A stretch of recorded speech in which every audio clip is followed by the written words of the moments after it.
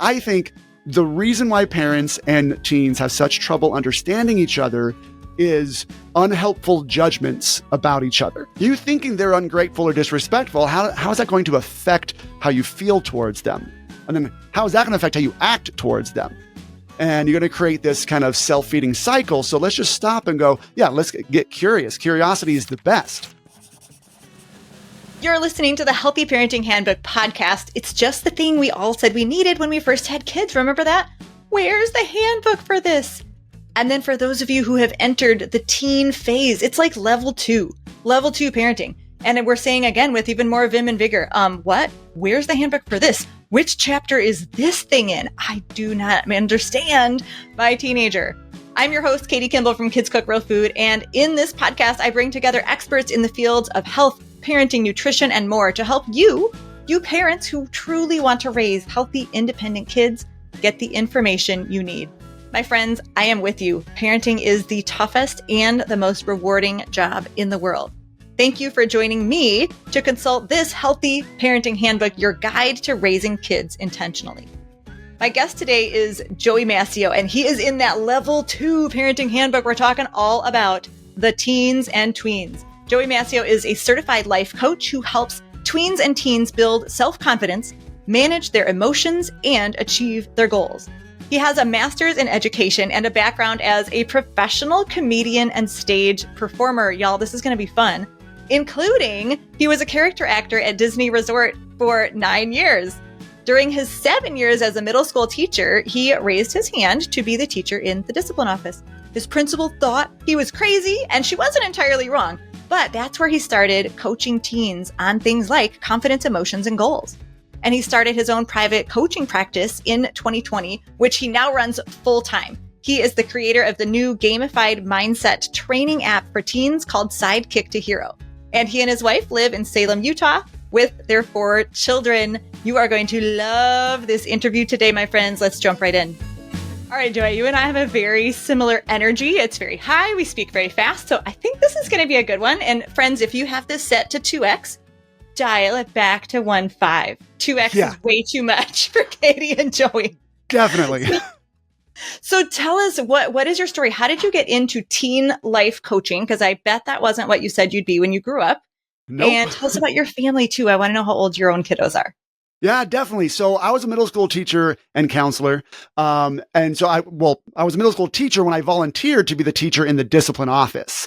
And my principal thought I was crazy. And I'm like, no, you are, but that's like not what we're talking about here. Like, this for different reasons. And I got that role, and that's where I started kind of coaching and counseling teens. And I loved it, and I was really good at it. And my background was in comedy. I was a Disneyland performer and character for 9 years.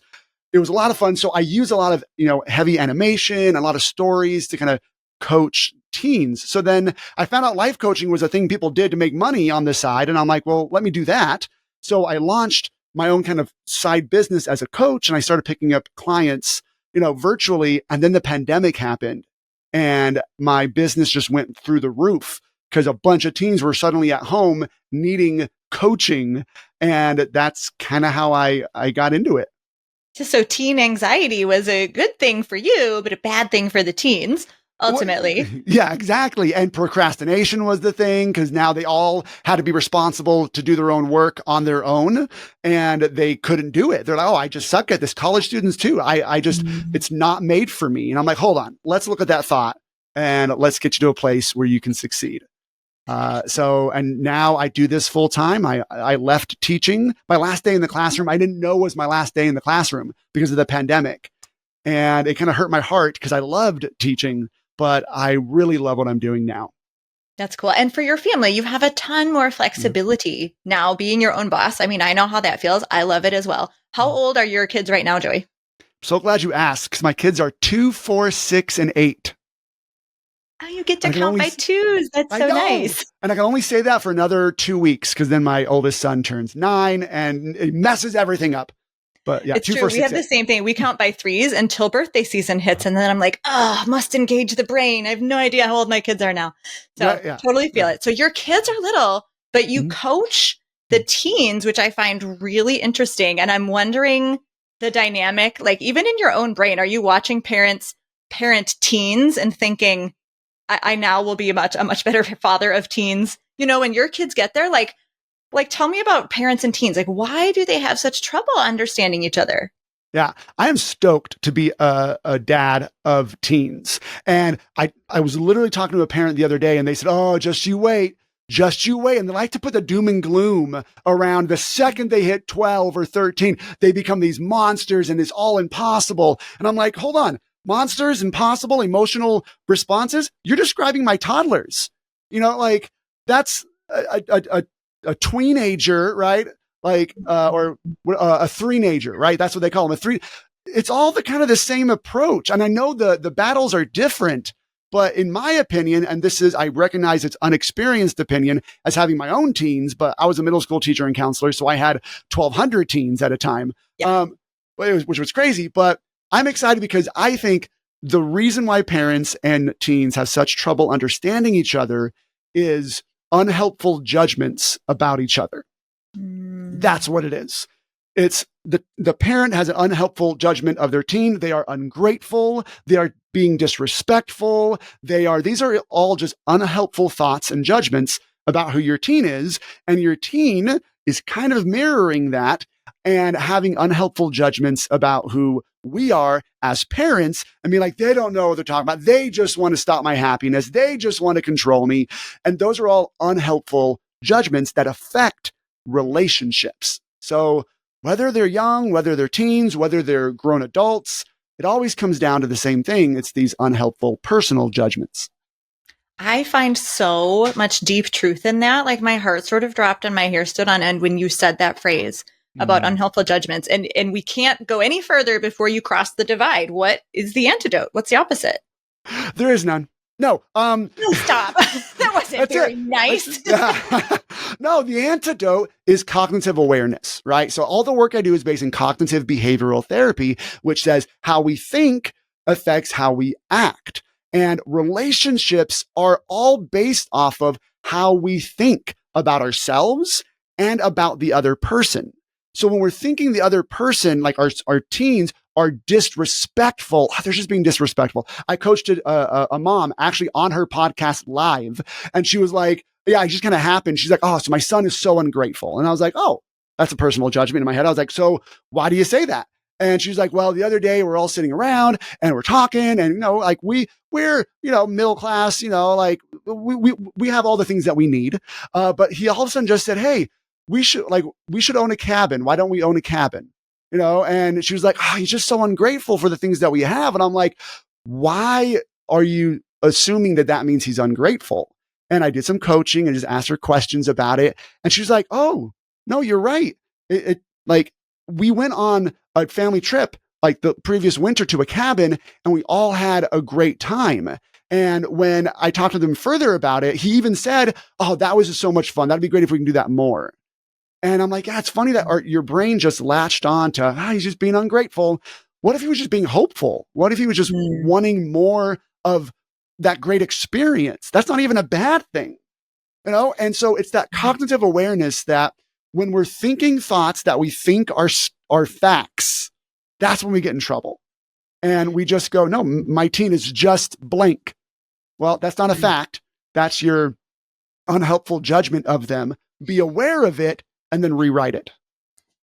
So if a parent hears, words come out of their teenager's mouth that they don't love, instead of saying they are being such, you can think they said this and I wonder, like, is curiosity one of the keys there? Like, I wonder what they're actually thinking or feeling?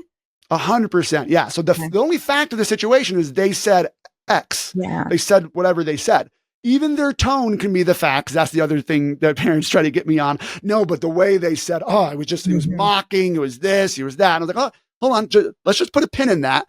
He said blank. She said blank, right?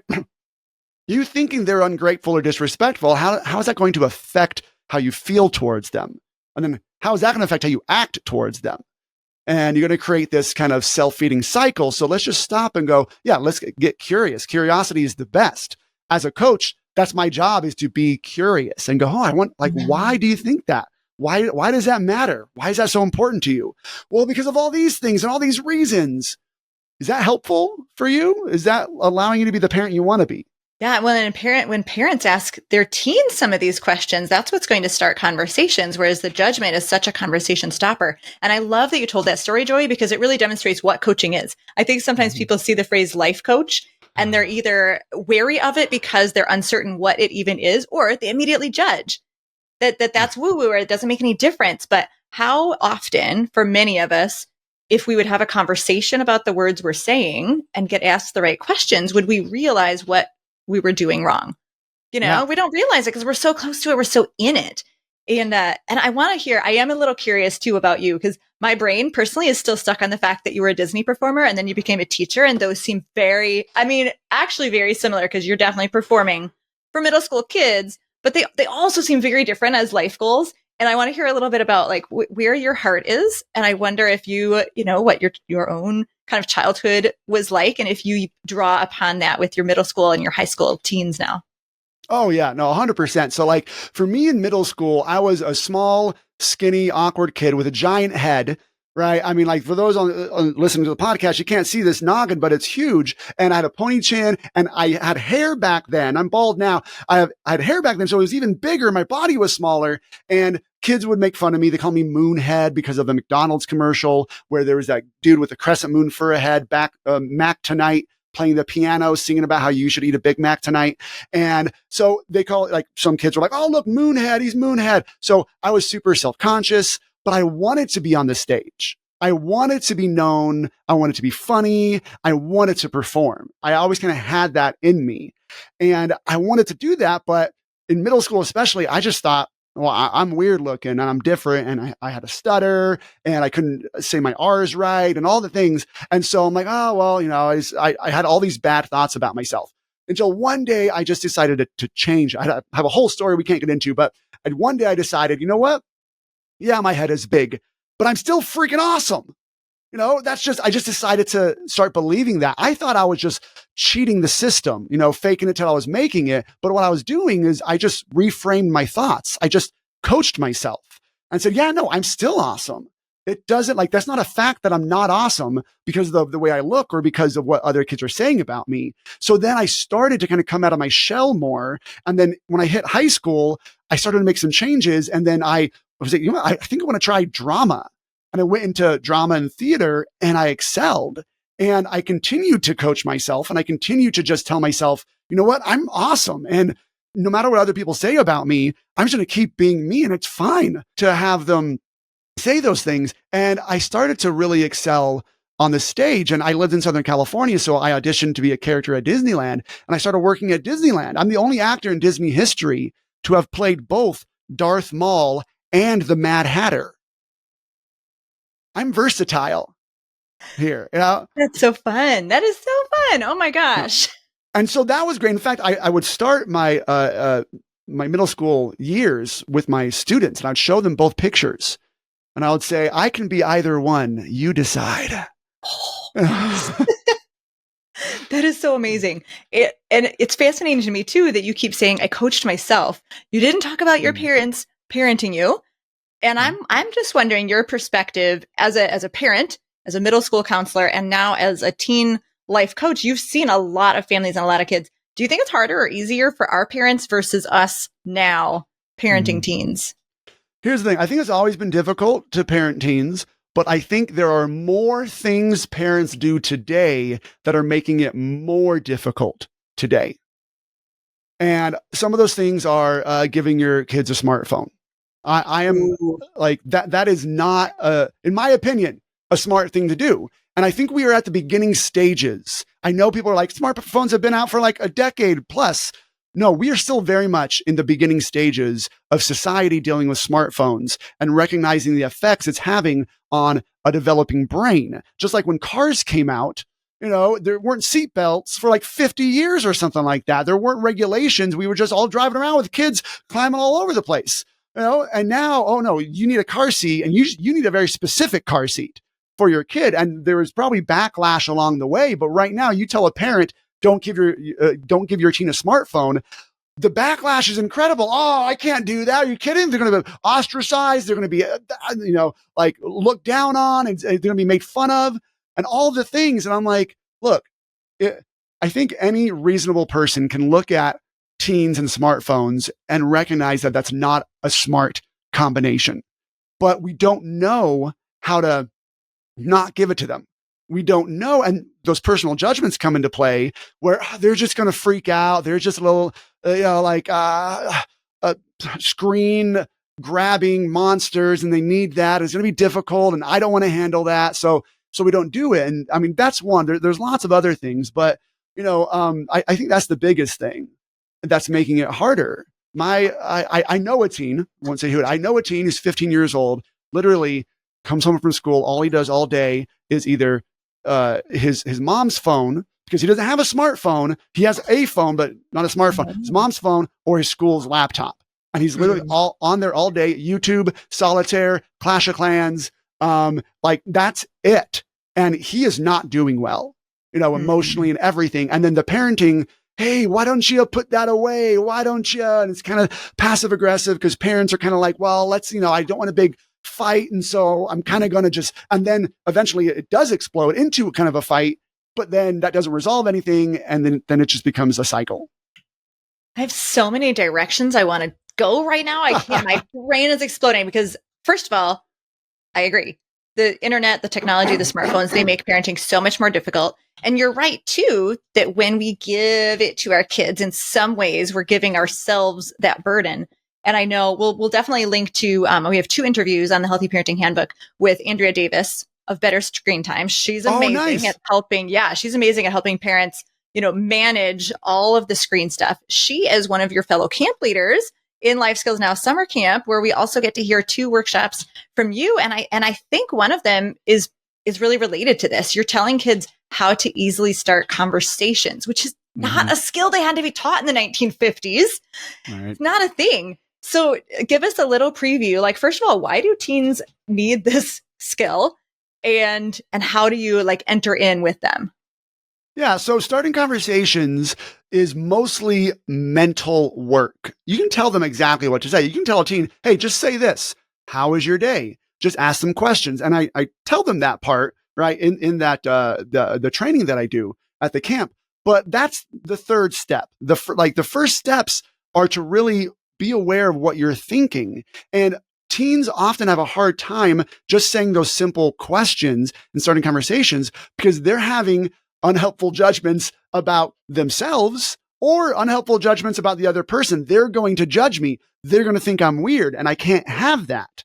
It's my job during this conversation, it's my job to get them to think that I'm funny or to get them to like me. They're trying to not mind read, but mind write somebody else. They're trying to get them to think a very particular thing about themselves because I can't have other people thinking I'm weird. And whenever I'm coaching a teen on this, I always say, oh, why? And they go, well, because then they'll think I'm weird. And I'm like, and what's wrong with that? And they're like, well, and the ones who can think through it, they're like, well, then they won't want to be my friends. And I go, okay, so what's wrong with that? And they're like, well, but then nobody would want to be my friend. And I'm like, okay, well, now you're jumping to the conclusion that A, everybody's going to think you're weird, so they won't want to be your friends. And B, people who think you're weird won't want to be your friends. I mean, right. I know lots of people I think are weird, and I totally want to be their friends. Amen to that. Right. But so there's a lot of that mental work there where it puts a lot of pressure on them and gunks up their brain. And then they start believing thoughts about themselves like, well, I'm just not a social person. I'm really bad at starting conversations. And then they just start writing these stories that put them in what I call sidekick mode. And gosh, Joey Mascio, you are so in the brain of a teenager. I am dying to know how many listeners who are adults just flopped back to middle school and high school and felt some of the feels in some of the phrases that you said, right? Because I remember, and sometimes we still feel that way. I think social media keeps us all in middle school a little bit in our brain, maybe more females than males, but I don't know for sure because I have a female I feel it too. Oh, I feel it too. Well, that's interesting. I got to say, I was just having a conversation with a friend this week, and I mentioned that when I was in high school, I had tried really hard to look cool, to wear the right clothes, to do the hair correctly. And I always missed just a bit and got teased anyway. So at some point I made the call that I would just dress really weird. And then when people made fun of me for dressing weird, I'd say, I know. It was like my mask, my shield, and my control. And she said, what? I've never heard of anyone doing that. And maybe no one had articulated it. I think a lot of kids do it. But she was just kind of blown away. Like, I wouldn't have had the guts to do that in high school, she said. So she and I have very different personalities. But I think that, when people call you weird, when people call you short, because I have that disability as well, it does kind of build resilience if you are strong enough to build that resilience, right? So what is it? I mean, let's really dig in here. What is it that teens need to be successful? Because I think we've sprinkled a few hints throughout the interview, but what's kind of that bottom line? Yeah. So I always say this, right? Like, in order for a teen to be successful, they need 3 skills, and it's the skills of a hero is how I pitch it, right? They need to be able to own their own results. They need to be able to write or rewrite their stories, and they need to be able to tame their emotions.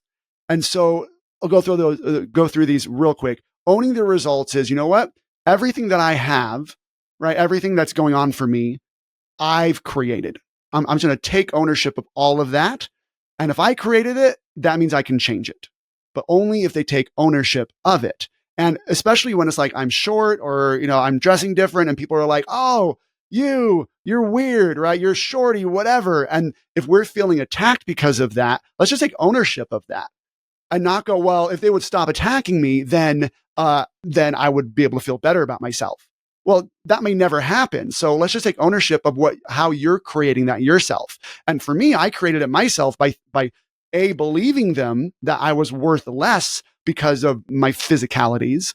And B, it was just believing that these perceived failures in my height and maybe in my persona, meant something about me personally. And so instead, when we just, I'm just going to accept everything about me, flaws and all, and just love it. Now I'm more in control of my results and what I can get for myself. I don't need to control the other people around me. I can just control my own brain, and that controls my results in a much better way. And a big part of that is being able to write or rewrite the stories that we tell ourselves, and which we already kind of talked about. And then that last one is taming their emotions. Most teens, especially today, they look at social media and all the other stuff and they think life is 100% positive or pleasant emotions. That's what I'm after. So if I'm feeling unpleasant, something's gone wrong here and I need to eliminate unpleasant emotions, but you don't. You just need to tame them, learn how to feel them. And then when you're ready to move on from them, that's when you go to writing and rewriting your stories, which are where your emotions are coming from. Just quickly interrupting, which is not a very good life skill, is it? We should teach our kids not to interrupt. I have to tell you about Life Skills Now Season 3, happening June 24th through 28th, 2024. Life Skills Now has been an incredible virtual summer camp, completely free. The moment you register, you get access to 13 workshops that you can use all the way until June. And then the 24th to the 28th, we host 100 plus virtual workshops teaching kids ages 5 to 18 hands-on and minds-on life skills.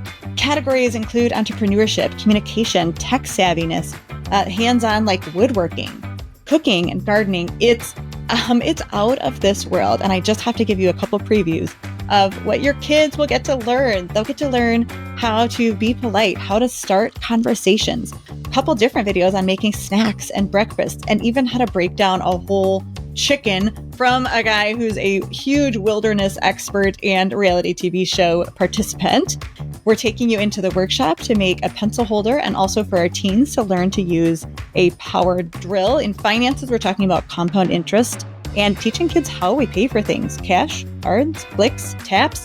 What does it all mean when we can't always see money changing hands?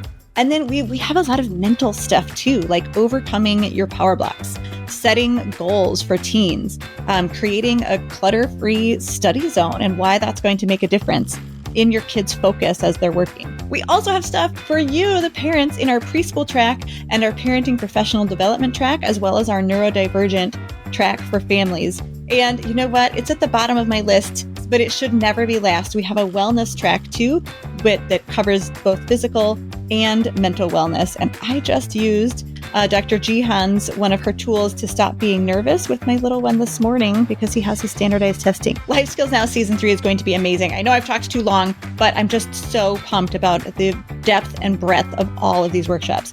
Go immediately to kidscookworldfood.com/life-skills. Sign up your whole family. It's free. You can get started on 13 workshops right away. And I'm so excited to share that with you.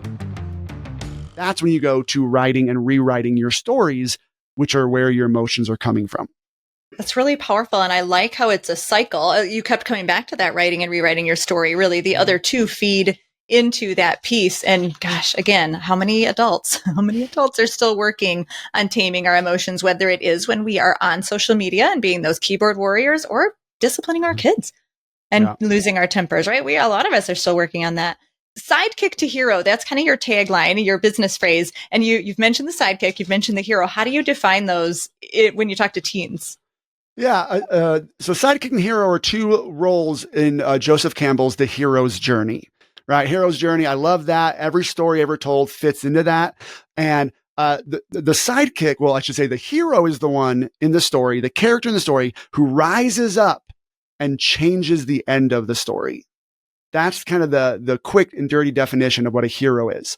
The sidekick in the story is the one who doesn't. They have the ability to. They also have the same goals as the hero, but they are not the ones who rise up to do that, generally because of some self-limitation or belief they have on themselves. So take Lord of the Rings, for example. Frodo is the one who rises up, right, to carry the ring back to Mordor. Sam is there, right? His friend. I mean, like he could do it. And, they're heroes are heroes also because they have that innate ability that they need to wake up. Like Harry Potter, he's the, you're a wizard, Harry, right? He just had to discover that and kind of like tap into that potential, right? And typically sidekicks, they don't tap into that potential and they're not the ones who do that. So they're the sidekick. And some people are like, oh, you mean victim? I'm like, no, a victim is the NPC, right? A non-named character who's walking on the street in Jurassic Park and a dinosaur comes and eats them randomly. That's a victim.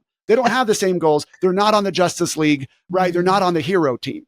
But a sidekick is. A sidekick has these goals and dreams, and they want to rise up, and they just don't. And so for me, I help teens recognize when they're thinking like a sidekick and they're in sidekick mode, and I help them rewrite their stories and their thoughts and start thinking like a hero. That is fascinating. And where are the parents? Because I feel like the parents need to be the ones who say, you're a wizard, Harry. Is that right? And how do we do it, though? How do we do it? And where do we miss? Right. Okay. So parents, the best role for parents are to be the mentor. They are the Dumbledore, the Yoda, right? Like that's the role for a parent. But quite often, because we go about things certain ways, our teens view us as the villain. Not the one that they need to turn to for advice, but the one that they need to fight against. And there's a couple things that parents do that put us in villain mode, and it's directly corresponding to the 3 skills that the teens need to learn. So teens need to learn to own their results. Well, when we don't let go of our teens' results so they can own them, that puts us in villain mode. Teens need to be able to write and rewrite their stories on their own, right? When parents don't ask them guiding questions so they can figure it out and instead try to tell them the answer, that puts us in villain mode rather than mentor mode. Mentors ask the guiding questions, the curious questions we talked about. Taming their emotions, when we don't tame our own emotions and we don't have clear and consistent consequences of, the things that we want to have consequences around. And we let our own emotions just kind of throw out random consequences they didn't know were coming. And, we just start, oh, you're grounded for 3 months. Dang it. Now I have to ground them for 3 months. And then we go back on it. We're not being clear and consistent because of our emotions. That puts us in villain mode. So a mentor has clear and consistent consequences. And everybody knows what they are in the family. They've been talked about. They've been set up ahead of time.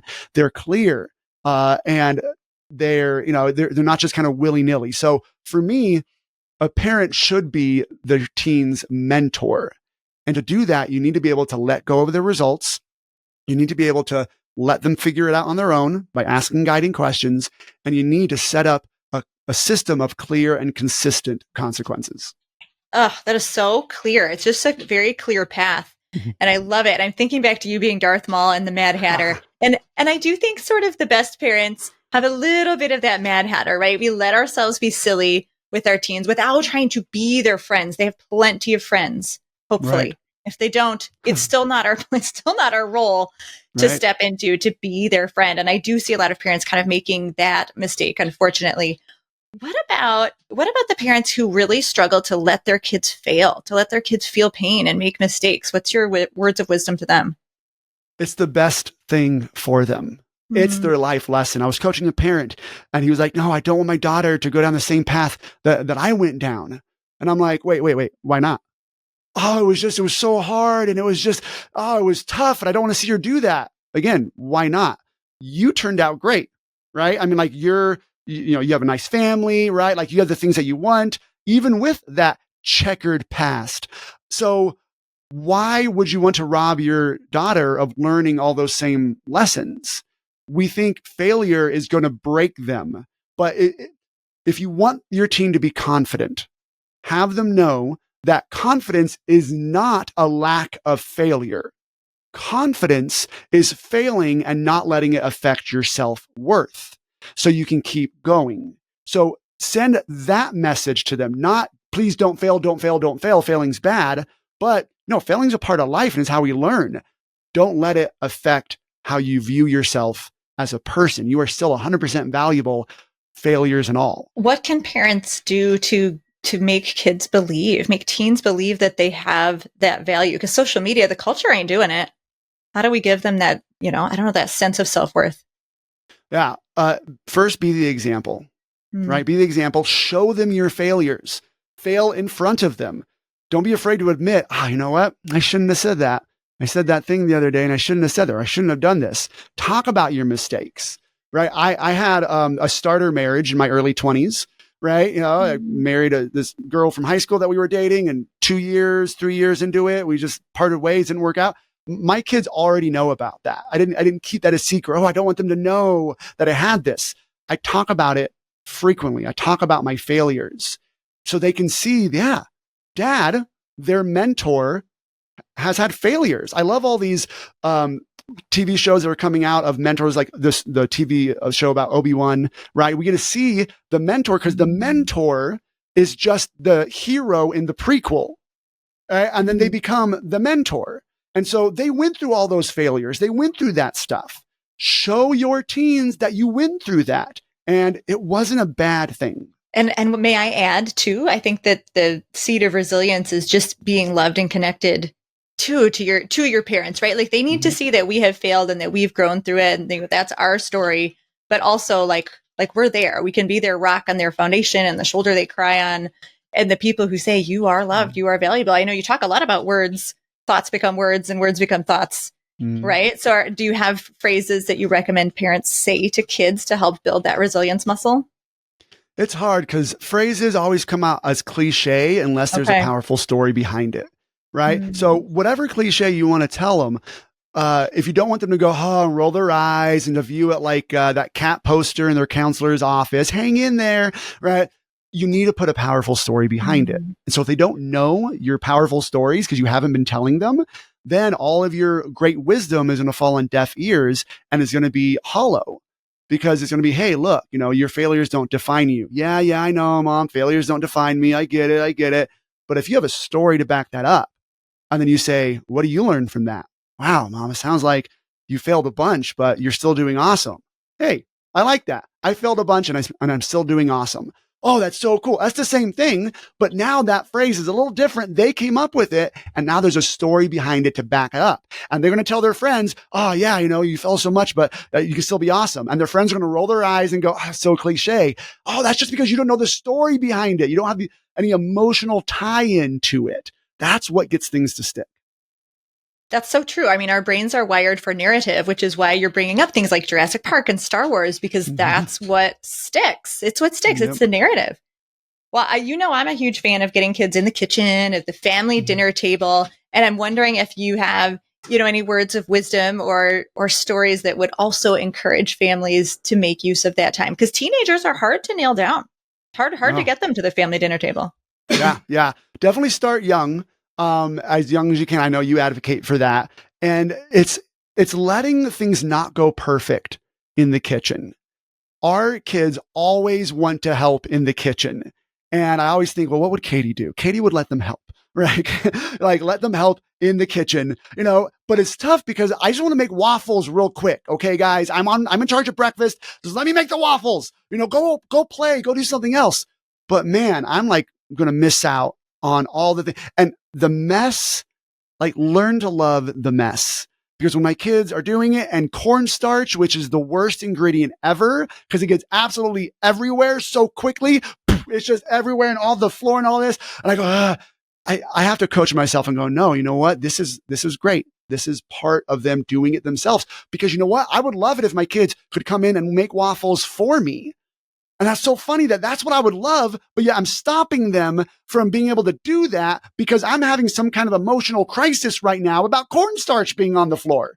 So it's like, let me just stop and let them do it. And the more you signal to them that, hey, you can own the kitchen, right? You can like have some level of ownership in there, the more they'll have, and that's totally going to bleed to other areas of their life. That is so cool. I love it. I'm going to steal all your phrases about waffles and your stories. Now, Joey, you've given, I think, parents a lot of really good advice, but you also demonstrated how you work one-on-one, both with parents, you work one-on-one with teens, you ask them good questions. But there's only one Joey Mascio. There's lots of teens in the world who are feeling anxiety, procrastination, who are on the struggle bus. How do you help teens who don't have the opportunity to work one-on-one with you? Yeah, that's why I created Sidekick to Hero. So Sidekick to Hero is my gamified resilience and confidence training app. Kids don't need a smartphone. And the gaming developers that I hired to build this thing from the ground up, it blew their minds when I told them, no, we're not making a smartphone version first. And they were like, no, but that's what we need to do. I'm like, no, we're not, because I don't want teens to have smartphones. Okay. It's coming out. The iPhone version is coming out later this year for those who do, but I wanted to start with Chromebooks, desktop, like family desktop computers, anything. It's a gamified platform that looks like a video game, but is actually secretly a series of video lessons and courses that teach teens powerful skills from cognitive behavioral therapy, from emotional processing, how to build social skills, and how to stop procrastinating and achieve their goals. So the videos I make in there are short, they're funny, they're humorous. There's a lot, there's background music, there's a lot of memes and GIFs that pop up on the screen. And I teach them like one principle per video. And then there's a challenge that they go do in real life. So that's where they play the video game, or the game is in real life. And they go out and talk to 3 new people and come back. Go and make dinner, for example, and then come back and report how it went. And they get experience points and coins where they can level up their avatar and they can win real life prizes and gift cards every month. I made this as fun as possible and it looks stellar. I really liked how it turned out. It just looks beautiful. And teens, half the teens in there right now are homeschool teens. So the homeschool community is loving it because it acts as a curriculum for resiliency, which there's not very many out there. And the ones that are out there are kind of boring. Potentially. I'm not saying any particular ones are boring. I'm just saying generally people don't know how to talk to teens. I'm really good at it. That is so cool. And it is very similar too to what we do, at least the goal of the Life Skills Now summer camp is to get short screen time, send them out into the real world, doing those missions. So it's funny that we both have sort of that same structure. Now, for our parents listening out there, Joey, I love to leave parents with a very practical step because I think you've given us a lot to think about. And we have squirrel brains too. We've got smartphones, we got social media, we're a mess. Give us the one thing we should do first for that quick win when we hit end on this podcast. Yeah. Start looking at your teen and telling yourself this sentence. They are the hero of their story. And the more you tell yourself that, the more you'll believe it. Because as the hero of their story, they need to have that ownership. They need to make their own choices. They need to fail, but ultimately they're going to be successful. That's what all that is packaged into that sentence. My teen is the hero of their story, and I'm there as their mentor to help them. You'll start giving them more freedom. You'll start being able to enforce consequences in a better way in conjunction with them rather than against them. If you put them in that proper role that they should be in their life. Yeah. And I love too that we are the mentors. We don't have to be the villain. So anytime we hear words coming out of our mouths or, looks on our faces that make us the villain, wipe it, delete it, start over, and seek to be that mentor. So powerful. Joey, I know you've got a little gift for our listeners. Tell us where to find that.